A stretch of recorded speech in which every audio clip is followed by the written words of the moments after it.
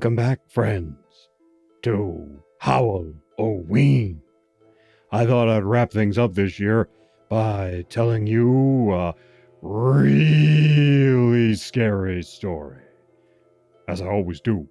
So, I turned down the lights here in the studio, and there's just a little moonlight coming through to set the stage for this here story. This is a true story of Halloween. I know because it happened to me many Halloweens ago when I was a little kid. And I call the story The Scarecrow. As I recall, it was the 1st of October. My friends and I were laying deep plans to get the one neighbor on the block that nobody liked. Clarice, the cat. Because she was a cat. Blech! But even more than that, she was always hassling us kids. So we tried to get her every Halloween with tricks. The trouble was, Clarice was clever, and it always seemed like she was 2 steps ahead of us and thwarted our plans every year. Rotten eggs, soap in her windows, nothing seemed to really work.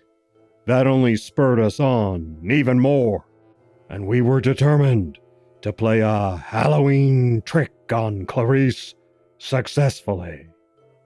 Again this year, we decided, if nothing else, to try and grab the jack-o'-lantern she always put out on the front porch and smash it. She always prized her jack-o'-lanterns, and smashing one was one of the best tricks to play on her. Some of us kids went by her house on our way home after school and saw Clarice out in the yard. She was putting up what we thought was some kind of decoration for the approaching holiday, and we stopped to watch. Soon, it became clear she was building a scarecrow. She didn't seem to notice us, but she was probably just pretending that we weren't there. The scarecrow's body was made of some kind of burlap bags with some patches on it and straw sticking out. And it had on some old work gloves and a large dress pants that looked 40 years out of fashion, and a tattered black coat. It wore a felt hat, and for a head, it had a jack-o'-lantern with a horrible, evil grin. Finally, when she was done putting it together and stood back to admire her horrible handiwork, she picked up an old book that had been laying on the grass and turned to a particular page. She began reciting words, and those we heard made no sense, as if they were some kind of made-up Latin. She gestured mystically with one hand as she spoke. And then, finally satisfied, she slapped the book shut, and as she went back inside her house, she laughed, and that laughter chilled our hearts. The next morning, on the way to school, I saw the scarecrow was still there, just as she had left it. At recess, we kids talked it over. We thought maybe it was a trick, that she wanted us to try something with her scarecrow, which she'd have rigged up to thwart us. We decided to focus on her jack-o'-lantern instead. Then later, on the way home, I glanced over the picket fence into her yard, and the scarecrow was still there, only in a slightly different pose. I didn't think much of it at the time. That night, I turned it over in my mind, and if this was some kind of bait to trick us kids, I couldn't see how. The next morning, as I went by on my way to school, I saw the scarecrow had not only changed its pose, but its position in the yard. Maybe Clarice just wanted to find a better way to display it. But coming home from school, the Scarecrow had moved again, and now it was further back in the yard, and its arms were at its sides. I couldn't see how it was a better display if that's what she was going for. Well, the next morning, I almost dreaded looking in her yard, but of course, I couldn't help it. And sure enough, the Scarecrow had moved again. This time it was more in the middle of the yard and had its arms crossed. Well, naturally, I reported all this to my friends. We were all mystified and certain Clarice was trying to trick us somehow, maybe get us to focus on the Scarecrow instead, just to protect her jack-o'-lantern. Well, on the way home from school, I saw Clarice doing a little weeding by her picket fence. She saw me, gave an evil smile, and said, "Well, little boy, what do you think of my Scarecrow?" I looked at the Scarecrow. It was in a different position, half turned away. She said, "You better be careful this Halloween. My Scarecrow is watching you." And then, I saw something that chilled my blood. The head of the Scarecrow turned and looked at me.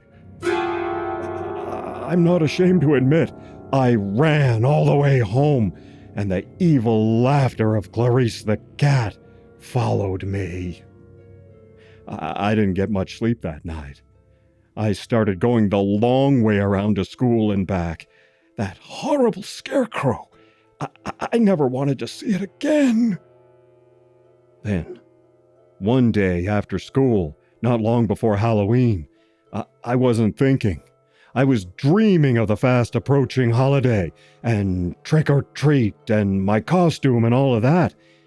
And before I realized it, I wound up going home the regular way, past Clarice's house. Clarice was there, and she looked worried. She leaned over the picket fence and said, "You better be careful. It's got a mind of its own. I don't know if I can control it." I saw the evil Scarecrow out in the yard looking my way with that ugly grin. Well, I told my friends all about it, and they insisted Clarice was just trying to trick us. And that was logical. But I'll admit, I wasn't sure. Halloween night soon arrived, and we were all excited. The anticipation weighed heavily on us, as it did every year. As we waited for the sun to go down and the magic of trick-or-treat to begin. But we also felt a thread of apprehension, because we knew we would be trying to grab Clarice the cat's jack-o'-lantern. The time finally came when we could don our costumes and head out into the cool air of that October evening, meet up, and begin to make our rounds of trick-or-treat. We had gotten a pretty good haul, and before we knew it, it was getting late. Fewer and fewer porch lights were still on, and they began to wink out as trick-or-treat came to a close. It was time. So we made our way to Mrs. Collingwood's yard, where we could hide behind the bushes across the street from Clarice the cat's house. We looked and saw Clarice's prized jack-o'-lantern on the right of the steps leading up to it. A tempting target, to be sure. Except for one thing. On the other side of the steps, leaning against the post there, was the Scarecrow. Now, we kids had swore a solemn vow to grab that jack-o'-lantern and get back at Clarice the cat, so we had no choice. We finally drew lots. Eggy Forrester, Bobby Jasperson, Rusty Matthews, Greg Hawkins, Earl Philbrook, and I all took an equal chance. And naturally, I drew the short straw. I was designated to grab the pumpkin and smash it. Normally, I'd have been elated, except the Scarecrow was there. And I had to go. It was up to me. No way to chicken out. So I screwed up my courage, looked both ways, and crossed the street. I went up to the gate in the picket fence, which was open. I paused there for a moment, peeking around the gate into Clarice's front yard. Nothing was moving. There was no sign of anything going on in the house. No lights, nothing. Clarice must have gone to bed or gone out.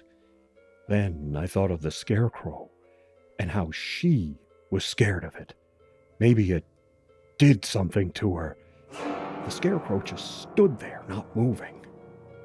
I decided I had to take action, so I crossed into her front yard at a run, like a soldier doubled over to avoid enemy fire, and I wound up next to the hydrangea bush on the side of the porch next to the jack-o'-lantern. I paused to see if there was any noise, any sign that I'd been detected, but there was nothing. Everything was quiet. The Scarecrow just stood there. So I told myself not to be a big sissy, and I made my way quietly up the steps, crouched over to avoid being seen from inside the house.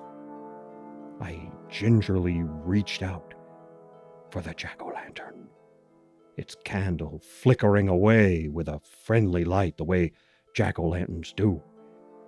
I hesitated and looked at the Scarecrow. It was just the same as before. So I reached out and just touched the pumpkin, real quick-like, in case it was wired up to something, but nothing happened. So I took a deep breath, reached out, and took hold of the pumpkin with both hands and lifted it up. And then I heard a sound.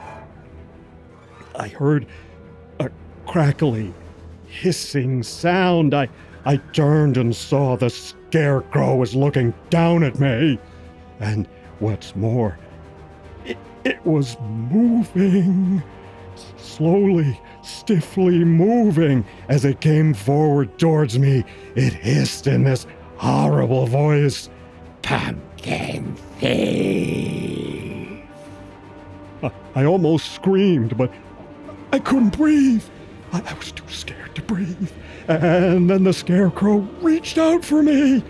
I backed down the steps, and it followed. It was moving faster now. I turned and started running, but it was right after me, hissing, "Pumpkin thief!" The Scarecrow was almost on me. In desperation, I turned, and with every urge of strength that I possessed, I hurled the jack-o'-lantern at the Scarecrow, and I turned and ran.